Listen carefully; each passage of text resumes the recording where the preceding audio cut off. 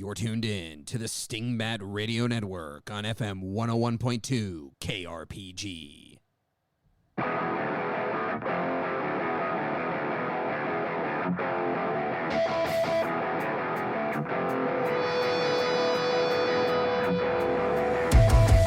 Welcome to Dungeon Master Diaries, a podcast about Shadowdark and other role-playing games where two GMs talk about their recent experiences at the table and hopefully give you something useful you can take to yours.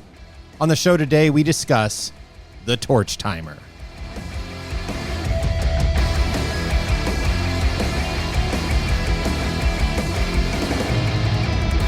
Hello there, sages and adventurers. My name is Jody, and with me, as always, is my good friend and GM colleague, Matt. Hey, how's it going, Jody? Episode 2. Oh, we're doing the thing. Here we go. All right, today's episode focuses on a unique aspect of Shadowdark, the real-time Torch Timer. So, Matt, take us to the table. All right, Jody. So not only is real-time Torch Timer somewhat of a tongue twister, it also is some that when Shadowdark was announced, there were questions, there were concerns. Ripples. And so we're going to jump into something that happened recently at the table when I was running. To give you some context, listeners and you, Jody, you probably need a little less context here than the listeners. You and I have been running monthly Shadowdark games on Sundays that focused almost entirely on dungeon delving. We talked about this on episode 1. Drop in, drop out, quasi kind of West Marches style game. It's been going for almost a year now. And I've also been running this bi-weekly, every other week, Dolmenwood Hex Crawl game for almost a year as well. It's much more kind of narrative, story-focused with, a lot of like generative elements based on dice rolls. So these are two actually very different kind of styles of play. Yeah, wildly. However, as is so wonderful with Shadowdark, both of those campaigns can use this single core rule set and, of course, have our house rules kind of grafted on. Now, one of the things that we do with our Shadowdark games, and I think is actually really great, is we have kind of player roles assigned, sometimes loosely, much more loosely in the Dolmenwood Hex Crawl game than in the Sunday game. But these player roles are things like a caller or someone who we can point to if the group is kind of faffing about and just say, what are you doing? Yep. Right? This isn't, I don't think, a caller in the traditional sense of a caller. It's just much more of like, okay, let's get things back on track. We have a treasure tracker who literally does what it says on the tin, tracks the treasure that the party finds. So this discussion, though, starts from our player role of Lightkeeper, who is responsible for handing out little plastic candles to show who is carrying the light, and perhaps more importantly for this discussion, watches and manages our preferred torch timers, which are these kind of cheapo hour-long hourglasses that we got off of Amazon. And they are accurate to about 5 minutes, give or take, which is wonderful for the purposes of... Close enough. They're close enough. So the real meat of this topic comes from when I was explaining these roles to the players at this Sunday session. There were 4 players. 2 of them were new. And one of those players in particular kind of was not understanding like why there needed to be a Lightkeeper at all. Like, what is it about this? And what is this hour-long torch timer? And he had a series of rules. And so I basically found myself, before the game even started, explaining the torch timer rules, which is important to some degree, but when you don't have the opportunity to kind of do this in-game can present some challenges. So specifically, what was this player confused about? Really, his confusion stemmed from what is this real-time rule? Or is it trying to, what is it trying to do, I guess is really the question. Is it trying to simulate reality, or is it trying to just kind of like, as he put it, are you just trying to like push us to go do stuff? And I said, yeah, it's the latter. It's really what I would refer to as a meta rule. And what I tried to do was first kind of give him a sense of like, look, this is not meant to be a simulation of reality. It's meant to be a rule that actually has more effect on the players maybe than their characters or the way that the players act at the table. And it's kind of funny because it is almost a nested meta rule nested inside of our player rules, which are another meta rule, or a rule that doesn't necessarily have any player or character mechanics attached to it. So my explanation was quick, to the point, and most importantly, I didn't try and give any narrative reason for the torch timer existing. And this will be, I think, important when we kind of dive into some discussion elements in a little bit. I started with the rule. I gave him the reason for the rule, and I didn't obfuscate it. And then I told him the kind of the way that it looks at the table. He had a few follow-up questions, namely what happens when another torch is lit. And of course, that question has come up lots in the Shadowdark community. However, what I said was, look, I'm going to give you kind of the sense of like, here's the rule, the big kind of 1,000-foot rule of how the rule works. And then when we actually get to play, I will pause the game and we'll take a moment to kind of check in about everybody being on the same page. And this is the point that I think is really important. How much do you front load something like this? And how much do you kind of let play explain the rule for you? And specifically, when a player is confused about a rule, oftentimes they're not really confused about how the rule works. They're more confused about like the purpose of the rule. And that can be really difficult to explain, especially for me. And the reason I wanted to bring this up was because I was doing all of this before the session even started. So there wasn't like a scenario that the players were in that I could use to pull everybody out of the game for a moment, check in and make sure everyone understood the rule, and use the game scenario as an example. So that's kind of that's what I wanted to bring to the table today. That's what happened. And ultimately what we're talking about here is meta rules, but more importantly, like the purpose or the thrust of a particular rule and how to deal with that when players have questions about it. All right, gang, we're back. It's time to gather around the fire and have a little chat about those ideas and what Matt experienced at the table. And let's talk meta rules. Let's talk quantum ogres. Let's talk torch timers. I said it. Oh, no, can't have those. All right. So, buddy, in listening to you go through that, and this one's great because I was not at the table. I was in the other room running another group through, oh, man, so much nonsense. That was a rough day for that group. But, as I was listening to you, the first thing I started kind of rumbling around in my head was this notion of just to stay focused on the torch timer itself. The question I have for you is, do you think the torch timer further connects the player to the reality of the world, or is it purely meta and it actually dissociates the player from the fiction of the world that they're engaging with? Which way do you think this needle swings on this one? Because I think in that we might be getting to the what versus why, at least for me. That's where I'm spinning with this right now. Wow. Okay. So first of all, I think it depends on the player. For me, always. So I am lucky enough to be playing in a game that you're running right now, Jody, a short kind of summer campaign. And for me as a player, when I think about the torch timer, what it does is it brings a sense of urgency to me that I think my character would also have. And I think that is actually one of the core complaints about some of the more heroic fantasy games is that they don't instill a sense of urgency in players. And so for me, I'm going to give you a short answer here. For me at the table, when I'm playing, I think it actually helps bring me into the fiction of the world, not because of the way that the rule is written or the way that it works, but because of the way that it makes me feel. Yeah, I think I lean the same way, probably unsurprisingly, that for me, I find it grounding as a player, especially playing in you earlier mentioned our Dolmenwood campaign, where I get to be a player in that one.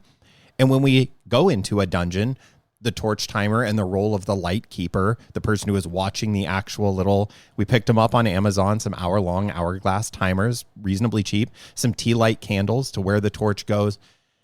And I've never really thought about it much until right now, but that actual hourglass dropping sand through it, and I have the role, if I'm the light keeper, to watch those grains go by, and hopefully if somebody else at the table is bad at it. I'm also keeping one corner out of my eye. There are some people who are comically bad, legendarily bad. You have one job outside one job playing your character, and bad. There are some people who cannot, and it's wonderful, and it creates wonderful narrative moments.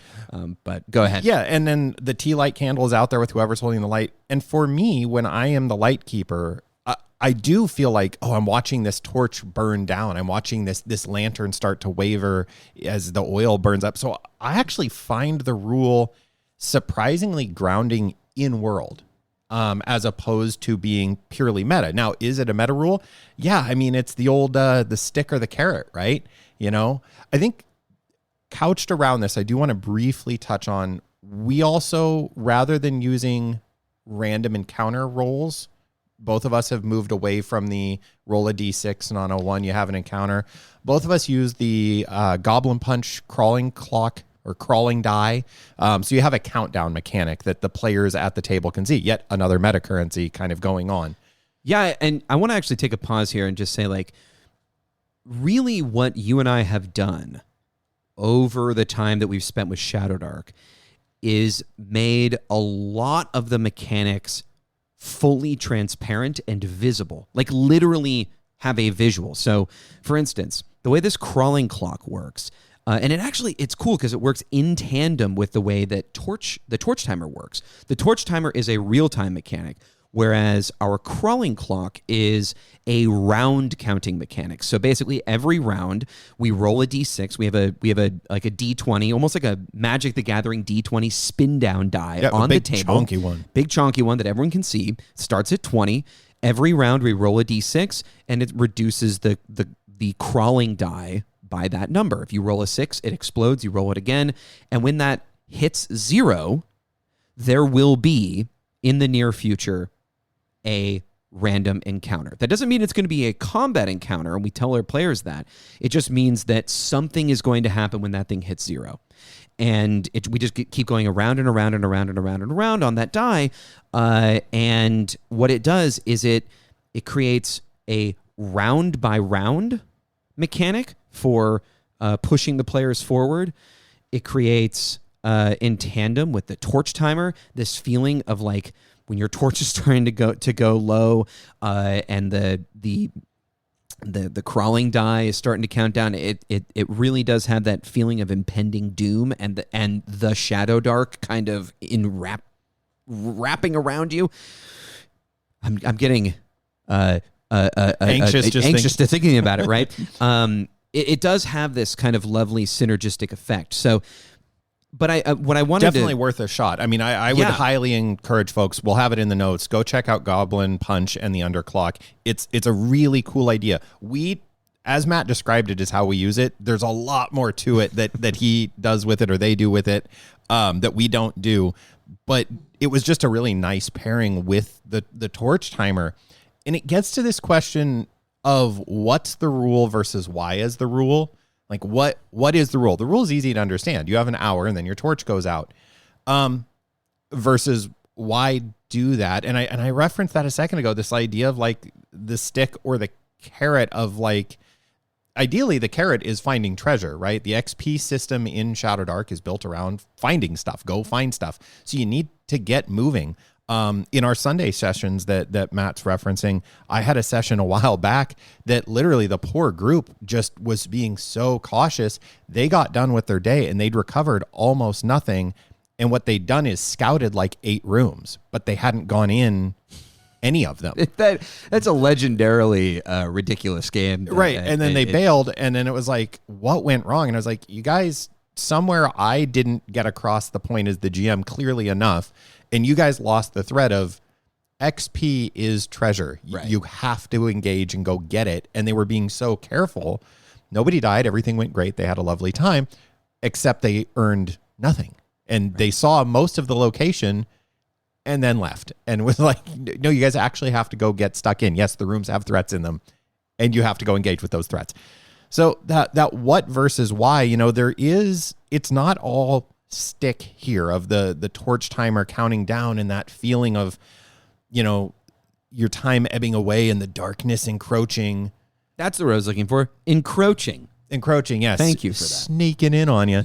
The shadows growing long. Also, as another aside, we're all over the place. The encounter versus event dynamic that we throw in, that when the crawling die or when a random encounter happens or when the torch timer rolls out, it's not torch goes out, you die. It's bad. You don't want it to happen. And usually I have something painful at the ready for them. They learn, usually most torch timer watchers figure it out pretty quick. Not all, but most, that it's going to be bad. There's this element of impending doom, of being worried about what's coming, that again it's just grounding. It puts you back in the world. I don't know. I got lost in that thought. I got too excited. Well, so I'll kind of try and pick it up for you. The idea that I think you were going towards was like, it's not all bad, right? Yeah. So you ended with doom and gloom, but I think what you're kind of pushing us towards is, you framed it as like stick or the carrot, right? Mm-hmm. And these two mechanics, I think on their surface, seem like they're sticks. Exclusively, But it is not all bad. There are two things that make it not all bad, two kind of mitigating factors. The first is we don't always roll a combat encounter. Like monsters don't always come eat your face when it goes to 0. Sometimes there's an event, and oftentimes there are things that happen where, the way that we run random encounters and the way that I think a lot of folks, and maybe this kind of the old school, Renaissance kind of community do, is random encounters can be two groups of monsters fighting, and you just like turn a corner and there's goblins fighting giant spiders, right? And that's the random encounter. Do you just wait until one side kills the other, or do you intervene? Maybe there's another adventuring party fighting goblins, and so now there's like a dynamic of a potential allyship. Anyways, not to belabor it, but just trying to make it very clear that the random encounters and things that happen when this crawling die hits 0 are not always terrible. The other thing, and pulling us back, Jody, to the actual torch timer, the topic at hand, the thing that I think is really important here is that these are transparent and that players have full and complete information about how they work. Okay? You always know exactly what the number is for the crawling clock. You always know exactly how much time, about how much time is left on your torch. You can see how full the sand Exactly. is. You can see how full it is. And you know who in the party is holding a torch. This is all very visible. We've made a real attempt to make our kind of the way that our games work very visual in terms of information delivery for a couple of reasons. That way we don't have to be constantly telling players, like looking down at our clock, like, oh, you guys have 15 minutes left in your torch, by the way. That breaks up play. Nor do they need to be on their phones with a timer going. Right. Which is, in fact, something I would really encourage you to try. Try using a sand timer if you can. It adds so much. I don't like the egg timer. Because when it goes off, some of them beep, or the kitchen timers or whatever. I love the highly analog nature of a sand timer. It is, and I love the fact that it's not accurate. I love the fact that it's like, sometimes my sand timers are like, they are not well made, folks. These are not like super high precision instruments. Mine will just sometimes stop, and I will notice. And I will just go like, hey, could you shake the sand timer, please? Give that a flick. I don't know how long it's been like that. Who knows? And you know what? Who cares? Maybe this is just like the most badass torch of all time. Yeah. And it's just burning and burning and burning and burning and burning. No problem. The Yule torch. I love it. And then sometimes they'll forget, in a moment of us taking a break, we'll forget. People are getting snacks. We'll forget to lay that timer down, and suddenly I'm like, well, God, there's no way that we can recover that time. This torch timer is just shorter. And it is all in the spirit of fun, and of course, I'm not going to penalize players tremendously for a wide, if I'm going and grabbing models from a box, we'll lay the torch timer down to pause it. But what I love is that there's a communal aspect to engaging with this rule. There is one person at the table whose responsibility is to engage with the rule with some form of immediacy, but everybody around the table, the GM and the players, are all engaged with these meta rules in a visual way. Everyone's on the same page about where things are at. And I think that's important when you have a game that that is frankly pretty deadly, that you're very transparent with your information. 100%. You know, one of the areas in which games of an older school style get dinged and I think fairly critiqued. I think this is a point at which classic D&D gets a fair and kind of bad rap, is the gotcha. The this just happened. Oh, you tried to go here? Well, whammy. Ha ha, you died. Save or die. You know, the ultimate, like, oh, you opened a chest? Save or die. Like, wow, that... So what GMs learn to do, and is I don't think a tremendously controversial best practice of GMing, is you telegraph danger. You give players a heads up to make informed choices. Well, that's the beauty of these metacurrencies, right? It's another way of telegraphing danger. It is a very clear, very, codified way of saying, hey, here's the danger that's looming out ahead of you. I would also say one of the really satisfying things is for each dungeon, I have a couple different thoughts about what happens when a torch goes out, or what would be narratively satisfying when the torch goes out. If I may, the last game I ran, that same day actually, there was a moment where there was a large monster and they were trying to just bypass the monster and get from one side of the room to the other. And the monster was big enough you could like slide under it or like run by it. And we had some discussion about it. And it was trying to grab at them through the door. And one player got really excited about the idea of like their character lunging out with their sword and hacking at the door. The initiative order, the player right before that had been like, and after I slides through, somebody's going to need to light a torch. And then this next player had already been processing this cool scene of stabbing in the doorway, and they explained it, and I let them, and I was like, cool. And then neat. And then you do, and the whole time out of the corner of my eye, I'm like, man, that torch is going out. And then they enacted their plan. The person made the roll. They slid past the monster. It was awesome. They didn't get crushed. I mean, they got a little crushed, a little smushed, but they bounced back mostly with a limp.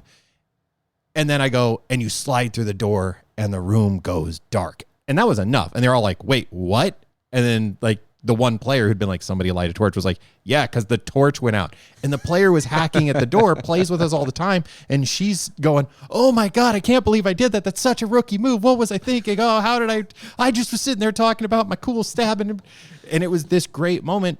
But all of that great moment came out of the metacurrency being entirely above table. Everybody knew the stakes. There was no, the GM got us. Oh, well, that was a whammy.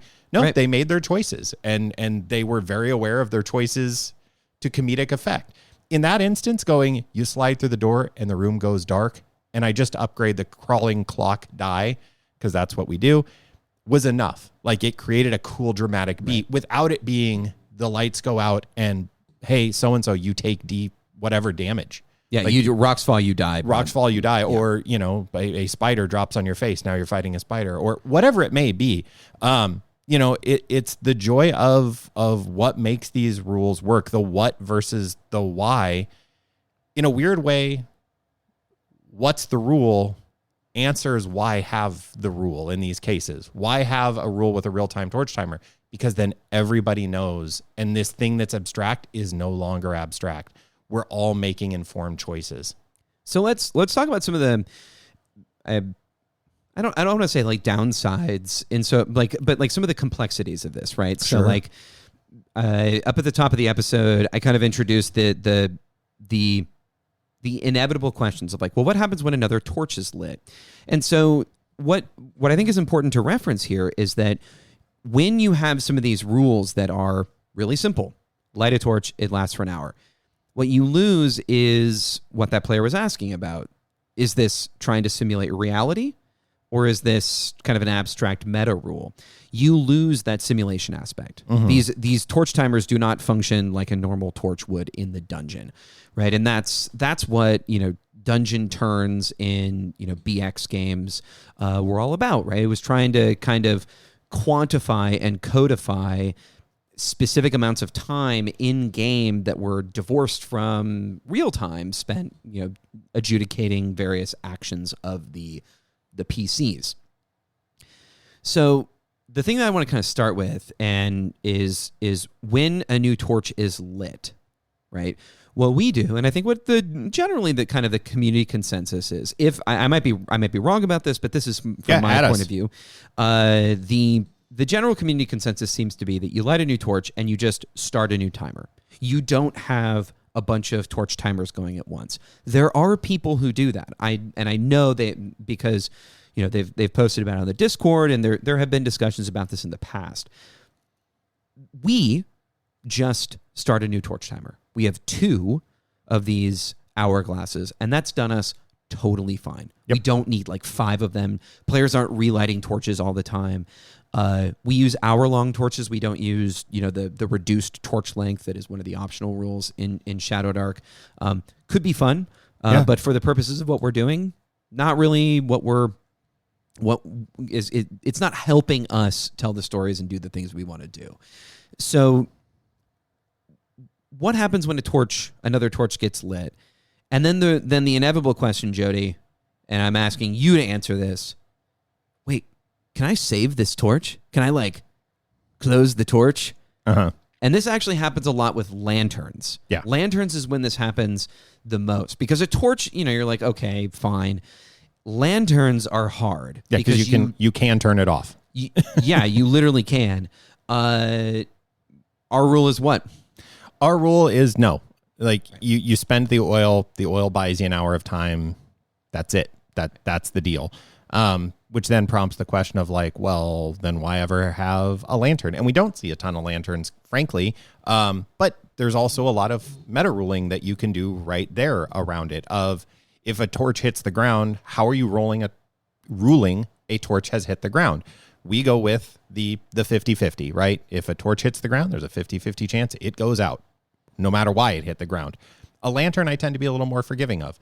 Lanterns are more, you don't need a sconce in the wall. You can just set it on the ground and it's just fine.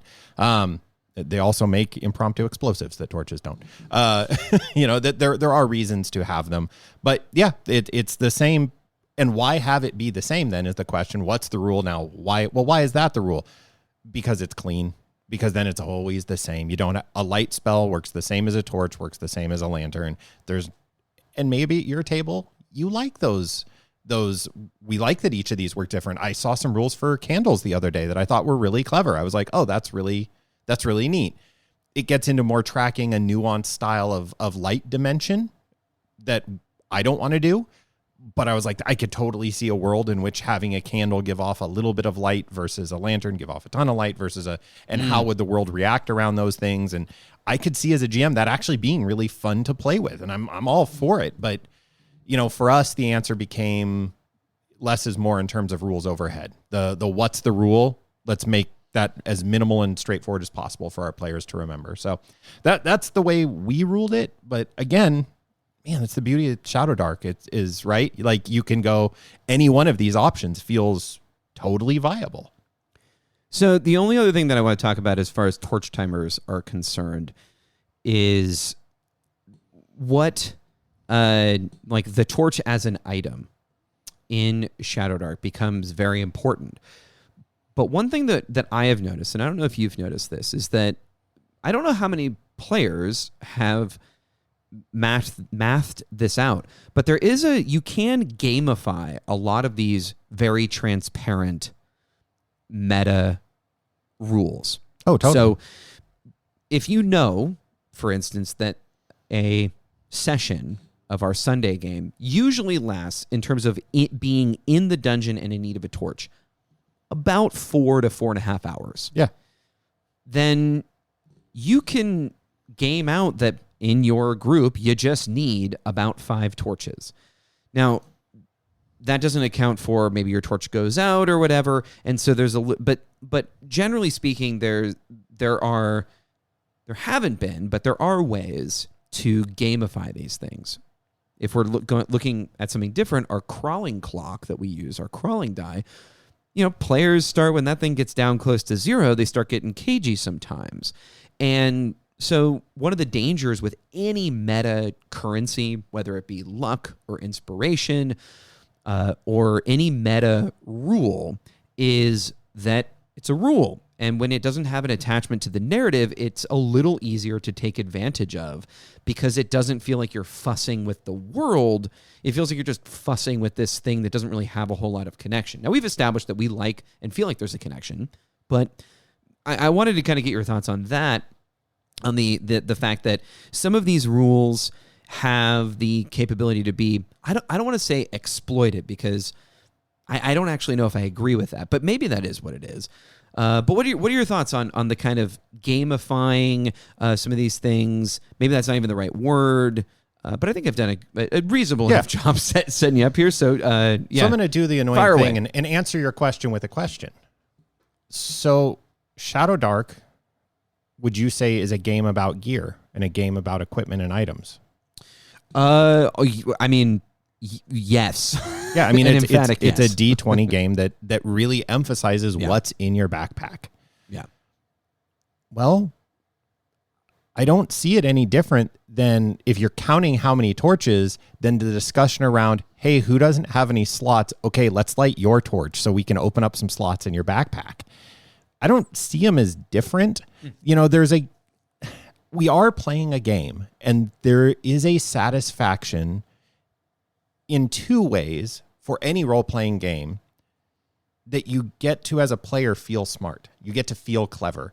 There is, you know, and I hate, this is one of those, like, I almost don't like talking about it because it's like, once you know how a magic trick's done, it's never quite as fun to see that magic trick. Yeah, I can see where you're going, and I think this is important. So forge ahead. Okay.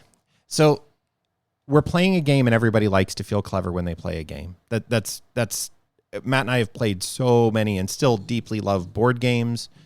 A great board game mechanic makes you feel smart, like you figured something out. Like that's really fun. There's also a balance to be struck between, is the game about figuring out the rules versus is the game about rules that allow you to feel clever, right? Are you clever because you figured out how the game works, or are you clever because the rules presented interesting choices?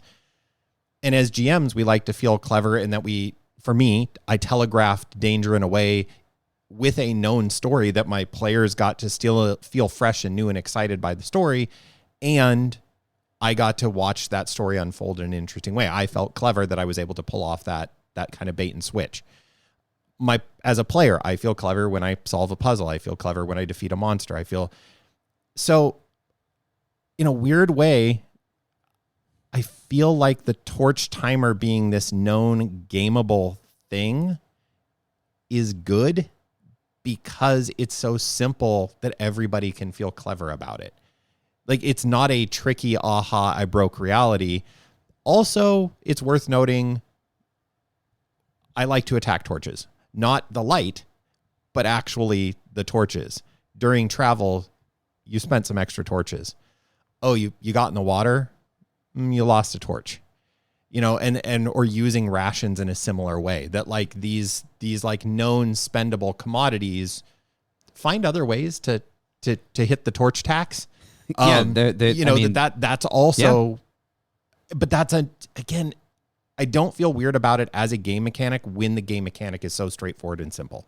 So I largely agree with you. And on the note of, like, attacking the light versus attacking the actual items, I think those are kind of like synonymous, right? But I mean, attacking the light tends to put the players in a more immediate place of peril, right? Because it's usually a monster attacking the light, and then things are really, really bad. Which, in fact, I actually, and this is probably for a future episode, but I always feel I don't attack the light as much as I maybe should, or I don't want to say should because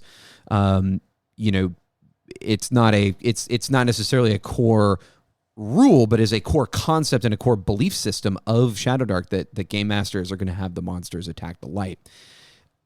But I also agree with you, Jody, is that, and I would put it maybe a little bit differently, which is that torches and rations represent, they're just like gold and silver and copper. They are just a currency because they are so important and core to the game. They're a currency. And so the reason that I feel more comfortable spending those things or forcing players to spend those things in different ways, whether it's in my Dolmenwood Hex Crawl where you need to use torches to actually make a fire, if you can't find firewood, for instance, or if it's in our Sunday sessions where, on the way to the adventure location, we actually have a D30 table that we have them roll on. And some of those just because our focus is on dungeon delving, we don't focus on role playing out or playing out the actual expedition to the dungeon itself. We just cover it in a simple roll. Roll high, you do well. Roll low, and sometimes you get taxed a torch, a ration, or both, or something else. I like those better because they feel more, I don't want to say fair, but for a future episode, I would love to talk about attacking the light, because I think it is one of those things where I get very concerned that it feels unsporting. Mm-hmm. For an orc to just come up, make a check, grab a torch, throw it on the ground, it goes out. I mean, that is a seriously bad situation for a party to be in. And I know that there's more complexity there that I actually want to kind of dive into that we don't have time for now. So we'll put a pin in that. But I don't know. That's kind of where I'm at. Is I like the idea of spending these things as currency, or forcing the players to spend them, I should say, outside the context of attacking the light, in an actual combat encounter. Yeah, and I mean that begs the question: when the party is in total darkness, what does happen? And as a GM, I think you need, in terms of this discussion around meta currencies and the light, maybe that's something that I will say for me, I certainly haven't ever talked about directly with my players, and I don't know that I fully codify it of what happens. And maybe it would be better if it were, and then it would feel better about attacking the light. But hey, this is a great opportunity. If you have thoughts on that, what do you do when you attack the light? I am very open to hearing lots of different ideas about what that might look like. So add us on the old Discord and let us know what's going on with you when the lights go out. I have one last question before we wrap up and bring in some final, what stuck out to us is light spell versus torch. Our group, our Dungeon Delving Sunday groups, this has become a kind of funny debate. So we've entered the dungeon. It's time. The GM has given the verbal cue to the players of the light grows dim as you descend. You might want to light a torch or a lantern or something. Right. And the debate is, do I cast light first or do I light a torch first? The argument being, because if I fail to cast light, then I know we don't have light as a spell, as a bail us out, or as a tool later. So now we know, versus, oh God, they attacked our torches and we suddenly ran out of torches, but Bob the cleric, he can cast us light, and we've got that as a get out of jail last chance grenade. I don't really have any point other than I think this debate is hilarious. As a GM, I find it deeply entertaining. And as a player, I don't have an answer, and I stay out of it and let the casters decide, unless I'm a caster, in which case I make my call, because it's my spell and you don't tell me what to do. No, I'm kidding. But it's just a funny debate, but it all stems from this core idea of the light keeper, the real-time torch. And now we're playing this meta currency game and gamifying and thinking in terms of resource management within the world. And again, there's an ask of your players to think in terms of the world. And some players think in terms of the fiction of the world more than others, and I don't see a problem with if you're a player or you have players who think about it as a game first and then the world second versus the fiction of the world first. Those both work beautifully here. And I think as a GM, there isn't a right answer in those two dynamics. But let's go ahead and take a quick break. Let's hear from a sponsor, and then we'll come back and bring the topic to the light with a couple takeaways. Dungeon Master Diaries is brought to you by the Friendly Ghost Mattress Company. Are you alone in the dark? Are you starting to get that nagging feeling that you're probably going to need to spend the night in this hellish place? Do you need an easy-to-carry bed that only takes up a single slot? Well, Friendly Ghost is here to help with their patented foam foldable mattress. You can unwrap, lay down, and conk out, even in the dark, dank depths of the dungeon. Monsters won't have a chance of hearing you either. These mattresses are made from the cushiest foam possible, so you get a full night's rest without worry of random encounters. Try Friendly Ghost today and use our special code to get 20% off your purchase. Just use DMD at purchase to get 20% off your Friendly Ghost mattress. Pillows sold separately. Outstanding. We're back from that message from our sponsors. Let's chit-chat about just a couple core takeaways each to round out this discussion around the light. I'm going to start it off. It's a fun mechanic in and of itself, the torch timer, the real-time light. This is a great example of what you think it's going to look like when you just read the rule versus when you sit down and play it. Two very different experiences. And I will say for me, like when I first read it, I was like, okay, I get what that's going to be like. As a player, it feels very different. And as a GM, it feels different, which makes it an interesting mechanic, but a mechanic that's easy to understand. Yeah, my next big takeaway is that with any of these rules, that transparency is key. And I think transparency in this case is referring to the fact that your players are on the same page about not just what the rule is, but what the purpose of the rule is. Don't be scared to tell them that like the torch timer is here to make sure that you do things, because there are so much faffing about in D&D games where nothing happens or a party is reluctant to explore because things are dangerous. The downside of telegraphing danger. Exactly. This is a way to really show them, quote unquote, a little bit behind the screen. Like, why does this rule exist? And so then you can get on with the game and get on with having fun. If both the mechanic is transparent, it's visible on the table, everyone has, kind of the same information, and they know why the heck this thing exists and why we're using it in the way that we're using it. I'm going to take that transparency idea and delve just a little bit deeper. My note I am taking away from this discussion legitimately is, what happens when the lights go out? We have a very specific answer to that on our crawling clock. But what happens when the lights go out to the party as a consequence? I think I'm going to actually come up with some specifics so I can literally be transparent with my players and deliver that to them. So that's I think my final takeaway is thinking a little bit more deeply about this and what is the stick when the carrot goes out. Did that work? I don't think so. My final conclusion is that I think attacking the light has a lot of different interpretations. And I don't think that my game, even though I'm not attacking the light in maybe the way that it is interpreted most commonly, I don't think my game is necessarily suffering for it. And I think the way that I attack the light in Shadowdark, which it is a core principle, I think the way that I'm doing it is probably okay, but I would also like to, with my last little conclusion here, give myself some homework of how can I do it in more creative ways that also don't feel punitive, and retain that sense of transparency and full and complete information on some of this stuff, but also improves the narrative. God's willing. You said that, and I got a picture in my head from a movie, which is always a good sign for me.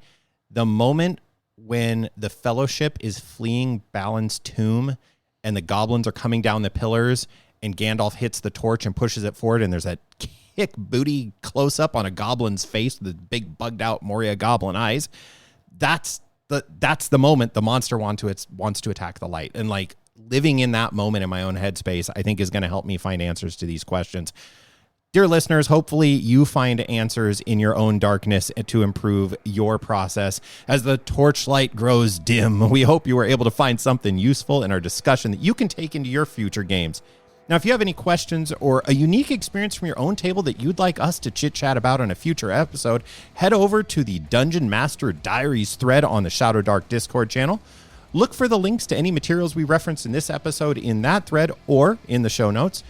If you'd like to reach out to us directly, you can find Jody on the Shadowdark Facebook page under the handle Pezman, and you can find Matt via Discord using the handle SCMatt.